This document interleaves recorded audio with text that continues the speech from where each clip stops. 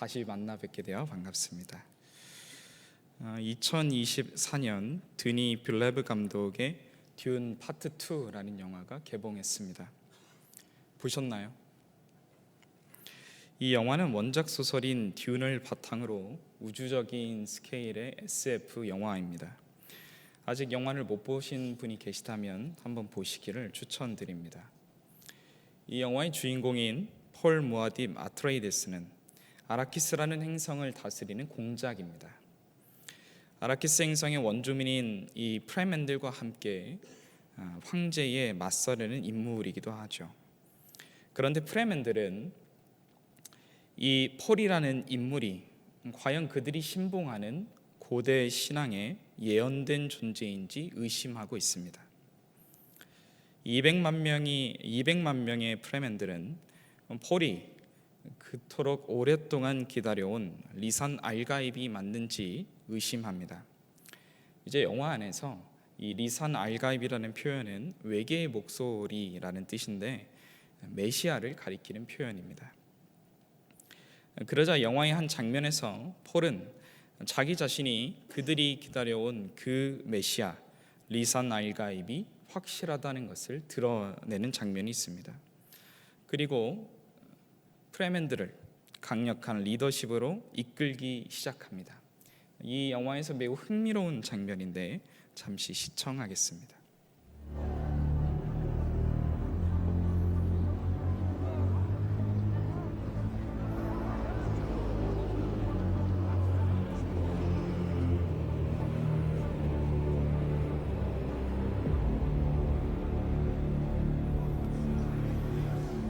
Mighty, only tribe leaders can speak. If you wish to share your voice, you must take his place by defeating him and returning his water to the well. You think I'm stupid enough to deprive myself of the best of us? Vitulaktin biwagzama! Take my life, Uzul. It is the only way. I'm pointing the way! Slow down. Unarasot undao fixihi nifribit kumuni!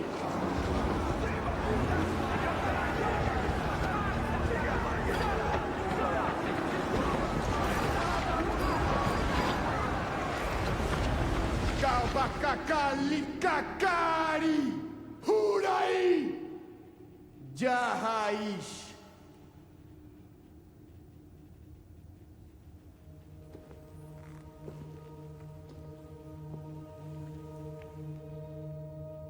Do you think you could have a chance? It's not the Jahash. She hochasich.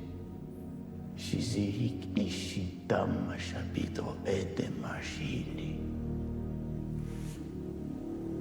Lukatsash vadir kalaragash. Uzulfa bid nair gevi barta wadir. Jura Hagari, imagineria Kala, Jeske obit, Halahaul, o Erle Chausi, Jura Abzir Sihi Sakyutu Feni. Dude. Is that okay? Marty.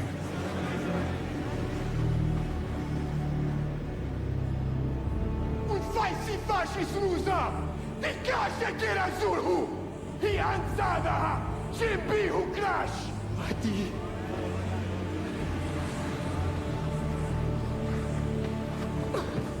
Marty.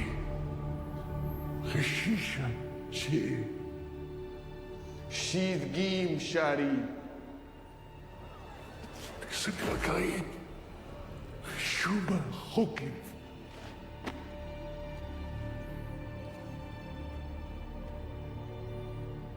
This is my father's ducal signet.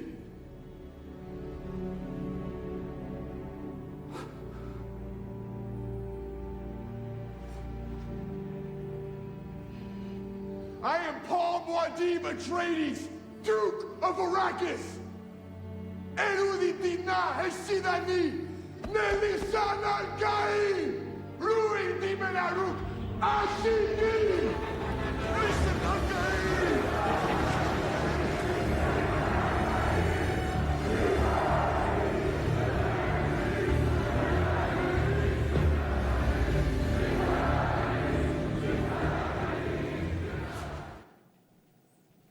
재밌게 보셨나요? 재밌으시죠? 영화 안에서 마지막 아주 흥미로운 장면인데, 이 영상 마지막 장면에서 리산알가입하며 외치는 수백만의 프레맨들을 볼 수 있습니다. 이들은 고대 신앙으로 똘똘 뭉친 근본주의자들입니다. 이들이 가진 신앙에서 폴은 절대적인 의미에서 이들의 구원자입니다. 따라서 이들은 죽음도 두려워하지 않고 기존 권력의 핵심이었던 황제를 몰아내고 우주 전쟁을 시작하게 되는 일련의 이야기가 이 영화의 줄거리입니다. 그런데 이 영화에서 매우 흥미로운 점이 있습니다. 그것은 이 프레맨들의 근본주의적 신앙입니다. 이들의 신앙과 삶의 배경은 구약의 유대인들과 매우 흡사합니다. 왜냐하면 유대인들이 로마의 압제를 받았던 것처럼 이 영화에서 프레맨들의 행성인 아라키스는 황제에게 주권을 빼앗기고 지배를 받고 있기 때문입니다. 따라서 이들에게 리산 알가입은 고대로부터 그들의 조상들과 그들이 기다려온 유일한 희망이자 급진적인 메시아였습니다. 폴을 바라보는 프레맨들의 시선처럼 그리스도께서 이스라엘 가운데 오셨을 때 수많은 율법 교사와 바리새인들이 동일한 반응을 보였습니다. 저분이 과연 우리가 고대하고 기다리던 그 메시아인가 하는 의문에 사로잡혔던 것입니다. 예수께서 하나님 나라의 복음을 전파하시고 성경을 가르치시고 병들고 귀신 들린 자들을 고치실 때 수많은 유대인들은 자연스럽게 이런 생각을 했습니다. 과연 머지않아 하나님의 나라가 임하는가? 이 말은 로마의 속국으로 살고 있는 이스라엘을 해방시키고 민족적이고 종교적인 의미에서 완전한 승리가 다가오는가 하는 의미였습니다. 구약의 이스라엘에게 하나님 나라는 그들이 평생 동안 간절히 기다려온 소망이기 때문입니다. 그러니까 마치 프레맨들이 리산 알가입을 고대했던 것처럼 구약의 이스라엘에게 하나님의 나라는 그들이 평생 동안 간절히 기다려온 소망이었습니다. 그 나라가 오면 이스라엘은 로마의 압제로부터 해방될 것입니다. 이스라엘은 민족적 자긍심을 회복하고 스스로 하나님의 선택된 백성이라는 의식을 고취시키며 열방에 대한 종교적 우월성을 증명할 수 있을 것입니다. 정치적 자유와 국제적 명성을 얻고 여호와께서 아브라함에게 약속하신 그 가나안의 토지가 영원히 자신들의 것임을 증명할 수 있는 기회였습니다. 그런데 어느 날 갑자기 30살 먹은 시골뜨기 청년이 나타나더니 하나님 나라의 복음을 전파하고 성경을 가르치며 죽은 자를 일으키기 시작합니다. 그러니까 당연히 바리새인들은 의심의 눈초리로 그 청년을 의심하며 바라보았던 것입니다. 그들의 질문에는 자신들이 그토록 고대하던 하나님의 나라를 이룰 메시아가 지금 바로 여기 내 눈앞에 있을 수도 있다는 소망과 그렇지 않을 수도 있다는 의심이 뒤엉켜 있었습니다. 오늘 본문은 누가복음 18장인데 바로 앞장이 17장 20절에 가면 이렇게 이야기합니다. 제가 한번 읽어보겠습니다. 바리새인들이 하나님의 나라가 어느 때에 임하나이까 묻거늘 예수께서 대답하여 이르시되 하나님의 나라는 볼 수 있게 임하는 것이 아니요. 이러한 바리새인들의 질문에 대하여 주님께서는 하나님의 나라를 가르치시고 있었습니다. 하나님의 나라를 고대하던 저들에게 가장 중요하고 근본적인 것은 다름 아닌 율법이었습니다. 율법은 그들에게 절대적인 의미와 가치였습니다. 율법은 어떤 면에서 구약의 이스라엘에게 하나님보다 더 중요한 것이 되었습니다. 이 율법에 대한 이해와 강조를 기억하면서 이와 같은 맥락에서 오늘 본문을 바라보면 주님께서 말씀하시는 이 비유가 도대체 무슨 말인지 서서히 드러나기 시작합니다. 이제 본문으로 들어가 보겠습니다. 주님께서는 한 가지 비유를 들어 저들을 가르치시기 시작했습니다. 본문은 주님께서 이 비유를 말씀하시고 가르치신 목적에 대해 먼저 분명하게 밝히고 이야기를 풀어갑니다. 주님께서 오늘 본문을 말씀하신 목적은 바로 항상 기도하고 낙심하지 말도록 하기 위해서였습니다. 이것이 오늘 설교의 결론이기도 합니다. 오늘 1절 말씀입니다. 예수께서 그들에게 항상 기도하고 낙심하지 말아야 할 것을 비유로 말씀하여, 그러면서 주님은 한 가지 이야기를 우리에게 들려주십니다. 어떤 도시에 하나님을 두려워하지 않고 사람을 무시하는 한 재판장이 있었습니다. 그런데 그 도시에 한 과부가 억울한 일을 당해서 그 억울함을 풀고자 그 재판장을 찾아갔습니다. 그러나 이 재판장은 그 과부의 청원을 들어줄 마음이 전혀 없습니다. 그는 하나님을 두려워하지도 않고 사람을 무시하는 악한 재판장이었기 때문입니다. 그러나 과부는 끊임없이 반복해서 자주 그 재판장을 찾아갑니다. 왜냐하면 그녀는 과부이기 때문에 그렇습니다. 과부가 누구입니까? 결혼을 했는데 남편이 죽고 없는 여자입니다. 당연하게도 어느 문명을 막론하고 남편이 없는 과부가 살아가는 일은 매우 어렵고 힘들었습니다. 그것은 이스라엘에서도 마찬가지였죠. 구약적 배경에서 반드시 도움이 필요한 세 종류의 사람이 등장합니다. 고아와 과부와 나그네가 그 사람들이죠. 그래서 하나님께서는 이들을 특별히 보살피고 이들에게 긍휼을 베풀 것을 말씀하셨습니다. 신명기 14장 29절 말씀입니다. 너희 중에 분깃이나 기업이 없는 레위인과 내 성중에 거류하는 객과 및 고아와 과부들이 와서 먹고 배부르게 하라. 그리하면 내 하나님 여호와께서 내 손으로 하는 범사에 내게 복을 주시리라. 이처럼 고대 사회에서 여자는 기본적으로 직장을 구할 수 없었습니다. 남편이 없는 사람이 경제 생활을 하며 살아간다는 것은 거의 불가능에 가까웠습니다. 따라서 과부는 의지할 남편이 없고 자기를 보호해 줄 수 있는 사람이 없는 사람을 뜻합니다. 그러니까 지금 그녀가 기댈 수 있는 것은 유일하게 하나님께서 정하신 의로운 율법의 시행에 기대는 수밖에 없습니다. 그러므로 그녀는 재판장을 찾아갈 수밖에 없는 것입니다. 그렇게 그 과부는 자주 그 재판장을 찾아갔습니다. 그러자 하루는 재판장에게 이런 마음이 들었습니다. 내가 하나님을 두려워하지 않고 사람을 무시하지만 이 과부가 자주 나를 번거롭게 하고 귀찮게 하니 그 원한을 풀어주어야겠다.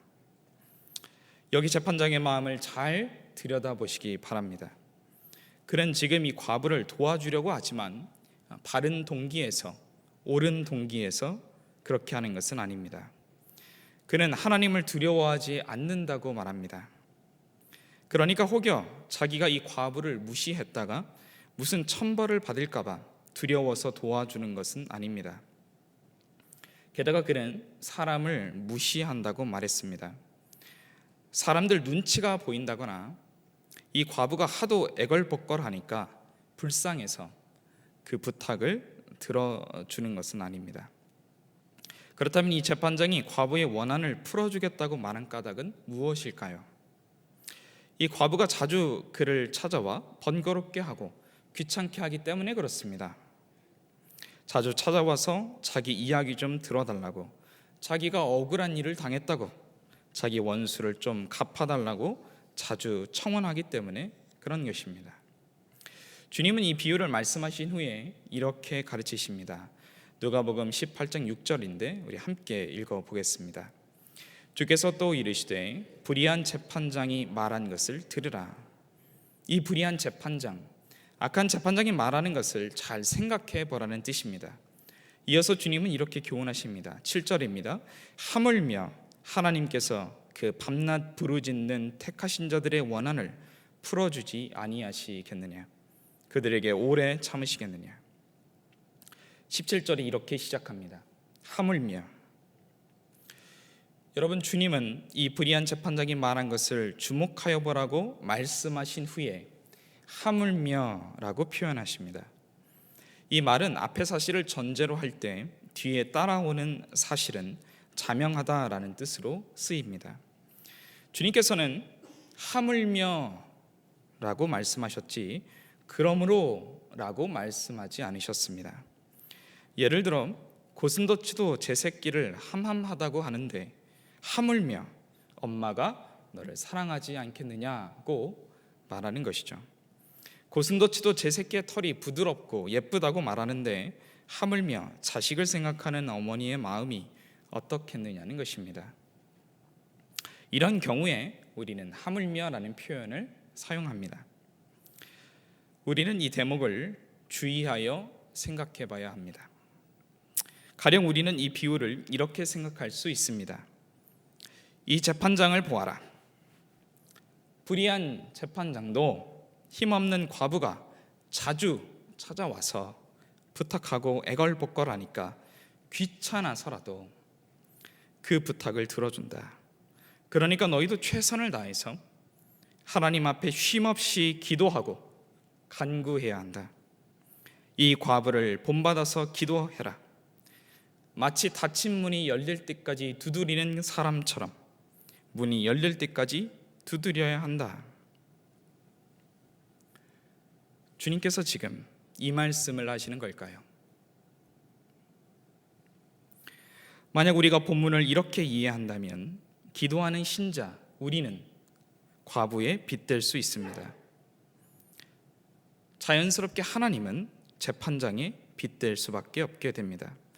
그렇다면 우리는 곧바로 무언가 잘못되었다는 것을 눈치채게 됩니다. 왜냐하면 지금 예수님께서 하나님을 불의한 분으로 비유하신 셈이기 때문입니다. 그러므로 본문을 이렇게 이해하는 것은 신성모독입니다. 하나님은 결코 불의할 수 없기 때문입니다. 그러니까 본문은 단순히 신자에게 과부처럼 열심 있는 기도를 재촉하는 예수님의 명령이 아닙니다. 오히려 이 과부와 불의한 재판장 비유는 오늘 1절에서 밝히고 있듯이 항상 기도하고 낙심하지 말아야 할 이유와 관련되어 있습니다. 그러니까 오늘 예수님의 말씀은 하물며 하나님께서 밤낮 부르짖는 그 택하신 자들의 기도를 들어주시지 않겠느냐고 묻는 것입니다. 악한 재판장이라도 과부의 그 청원을 들어준다면 너희의 선하신 하늘 아버지께서는 어떻겠느냐라는 뜻입니다. 따라서 이 하물며라는 말에는 기도에 응답하시는 하나님에 대한 강한 확신이 내재되어 있습니다. 무릇 하나님이라면 너희의 기도에 선하게 응답하시지 않겠느냐는 것입니다. 따라서 주님은 1절이 말하듯이 우리가 항상 기도하고 낙심하지 말아야 한다고 말씀하시는 것입니다. 여러분, 우리의 기도 생활은 어떻습니까? 오늘 우리의 기도의 내용은 어떠합니까? 여러분은 기도할 때 낙심하지 않고 항상 기도하고 계십니까? 우리 기도의 내용이 하나님 나라의 오심에 대한 소망과 확신으로 가득합니까? 아니면 나의 간구와 소원을 들어주지 않으면 한 발자국도 물러서지 않겠노라는 결연한 의지와 결단으로 가득합니까? 실제로 우리는 기도할 때 이런 생각을 자주 합니다. 내가 더 많이 기도하고 새벽 기도에 빠지지 않고 금식하며 기도하면 하나님께서 내 기도에 더 빨리 더 많이 응답해 주실 것이야. 우리가 하는 기도에는 이런 진심이 가득합니다.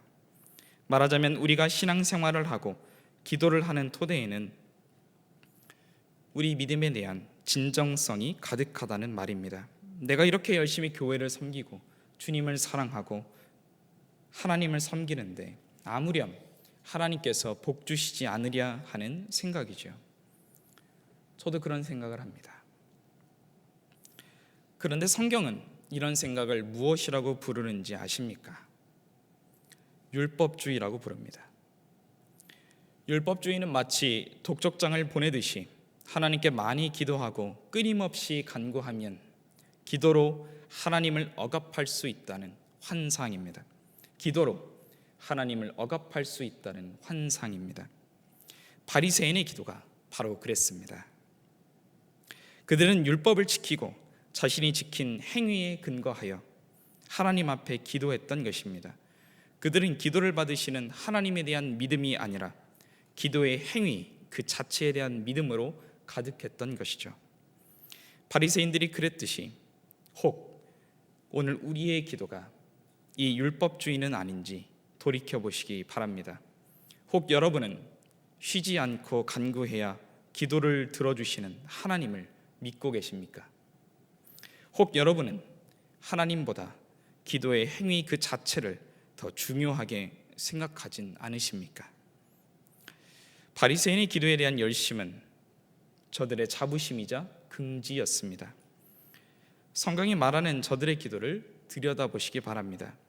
오늘 본문에서 조금만 내려오면 주님께서 바리새인의 기도에 대해 이렇게 말씀하십니다.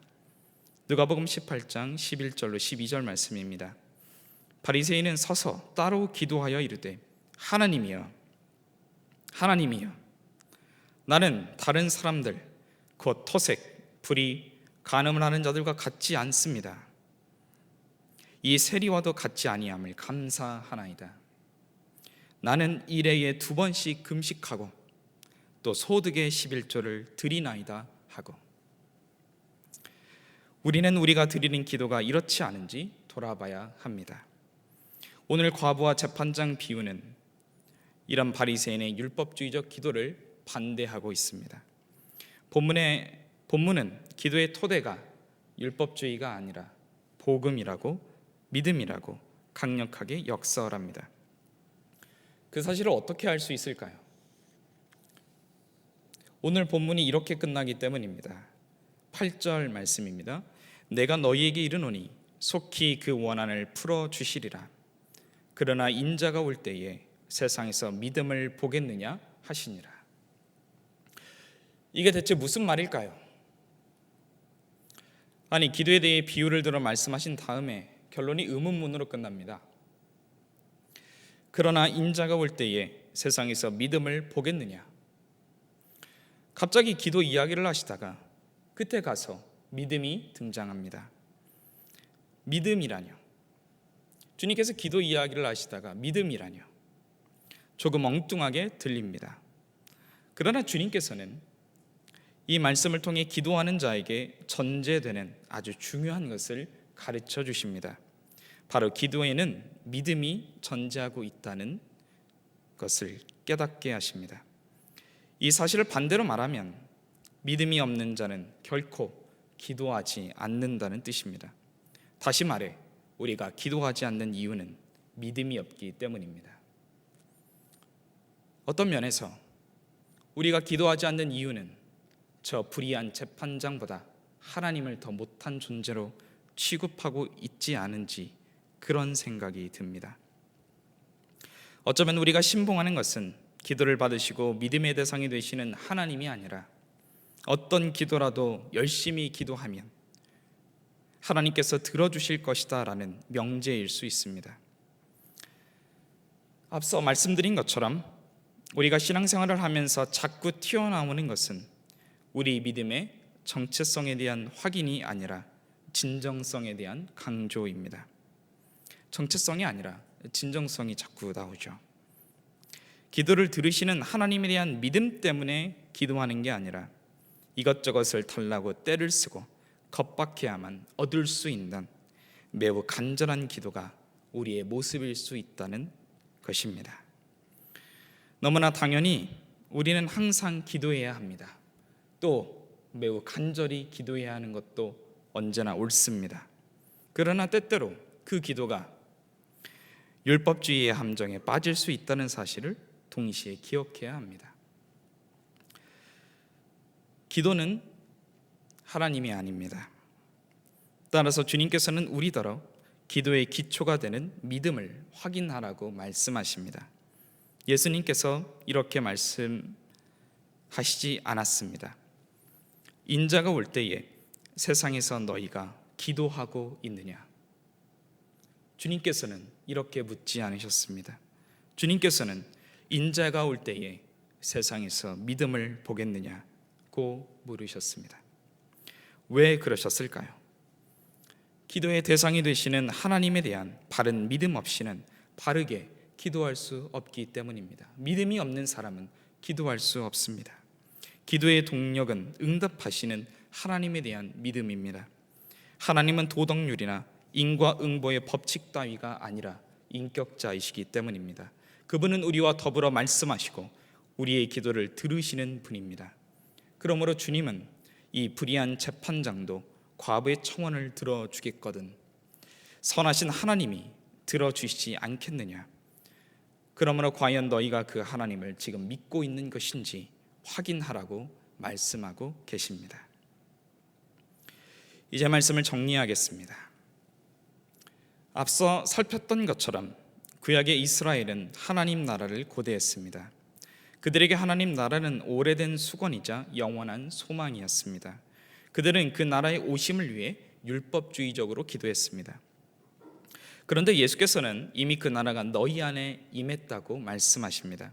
그리고 그 나라의 오심을 믿는 자는 항상 기도하고 낙심하지 않는다고 말씀하십니다.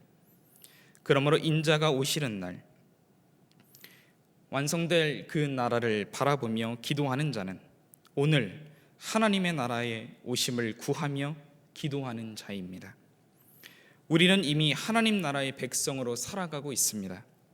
우리가 기도하는 까닭은 기도를 받으시는 선하신 하나님을 믿기 때문이요, 기도를 많이 하여 하나님을 억압하고자 하는 진정성 때문이 아니라 그 하나님을 아버지로 부르는 신자의 정체성 때문입니다.